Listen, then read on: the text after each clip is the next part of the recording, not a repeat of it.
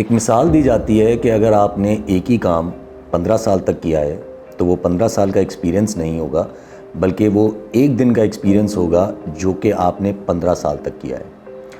مطلب ہے کہ لازم نہیں کہ آپ کا ایکسپیرینس آپ کو قابل بناتا ہے۔ بجٹ کی ہائے لگی ہوئی ہے ہر جگہ۔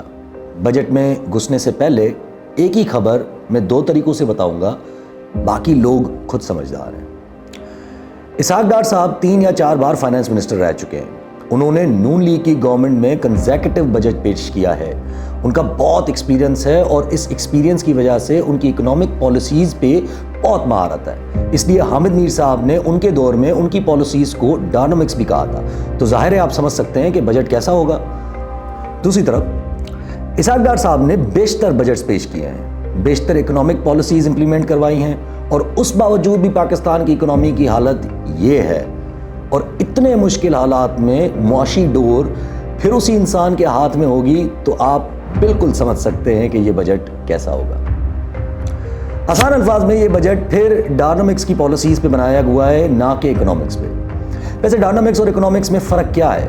ڈائنامکس میں آپ دیکھتے ہیں کہ آپ کو کون سی چیزیں الیکشنز میں جتوا سکتی ہیں۔ ملٹری، آپ کے MPs MNAs کی جیب، آپ کی بیوروکریسی یعنی کہ سرکاری افسرز۔ آپ بجٹ اٹھا کے دیکھ لیں، اگر یہ 3 چیزیں خوش ہیں تو پھر یہ بجٹ ڈائنامکس پہ بنا ہوا ہے، کیونکہ اگر اس وقت اکنامک پالیسیز پہ بجٹ بنایا جاتا تو وہ بجٹ کٹوتی پہ بیس کرتا نہ کہ بڑھاوے پہ۔ اب آتے ہیں اس ڈائنامکس کے نقصان پہ۔ بظاہر یہ بجٹ آئی ایم ایف کو اور ناراض کرنے والا ہے، اور یہ بھی ظاہر ہے کہ آئی ایم ایف صرف اکنامکس پہ کام نہیں کرتا بلکہ اس کی اپنی ڈورنامکس ہے، جس کی ڈور انکل سیم کے پاس ہے۔ انکل سیم یعنی امریکہ ہم سے پتہ نہیں کیا چاہ رہا ہے، اور ایسا بجٹ دیکھ کے تو آئی ایم ایف نے بھی نہ ہی کرنا ہے۔ تو پھر سوال ابھرتا ہے کہ یہ ڈائنامکس پہ بنایا ہوا ڈار صاحب کا بجٹ جو ہے، اس کے پیسے کہاں سے آئیں گے؟